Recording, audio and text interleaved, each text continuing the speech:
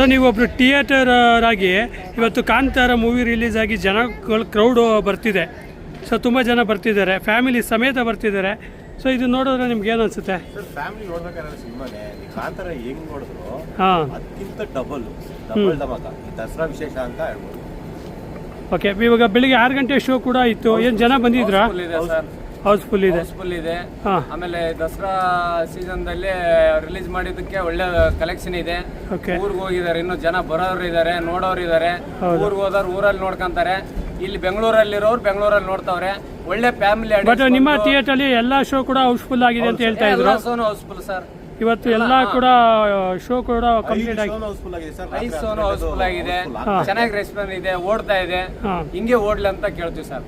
ನಿಮಗೆ ಸ್ಟೋರಿ ನೋಡಿದ್ಮೇಲೆ ಕಾಂತಾರ ಮೂವಿ ಈ ಚಾಪ್ಟರ್ 1 ನೋಡಿದ್ಮೇಲೆ ಸೊ ನಿಮ್ಗೆ ಯಾವ್ದು ಏನು ಅಂದ್ರೆ ಫೈಟ್ ಇಷ್ಟ ಆಯ್ತಾ ಅಥವಾ ಯಾವ ತರ ಇಷ್ಟ ಆಯ್ತು? ಸಕಲ ಮಾಡಿದ್ದಾರೆ, ಬೇರೆ ತರ ಹಾಲಿವುಡ್ ರೇಂಜ್ ತಗೊಂಡೋಗಿದ್ದಾರೆ. ಹಾಲಿವುಡ್ ರೇಂಜ್ ಇದೆ ಅಂತೀರಾ ಮೂವಿ? ನೋಡ್ತಿದ್ದಾಗ ಅಕ್ಸೆಪ್ಟ್ ಮಾಡಕ್ಕಾಗಲ್ಲ. ಹೇಳ್ತೀನಲ್ಲ ಸರ್, ಒಂದೊಂದು ಸೀನ್ ನೋಡಕ್ಕೂ ಮೈ ರೋಮ ಎದ್ಕೊಂಡಿರ್ತವೆ. ಓಕೆ. ಒಂಥರ ಅವ್ರದ್ದು ರಿಷಬ್ ಶೆಟ್ಟಿ ಸರ್ಗೆ ಎಷ್ಟು ಆಲ್ ದ ಬೆಸ್ಟ್ ಹೇಳಿದ್ರು ನಮ್ಗೆ ಸಾಲಲ್ಲ. ಅವ್ರು ಹಿಂಗೆ ಕೊಟ್ಕೊಂಡು ಹೋಗ್ಲಿ ಫಿಲಮ್ ಅಂತ ನಾವು ಕೇಳ್ಕೊಂತೀವಿ ಸರ್.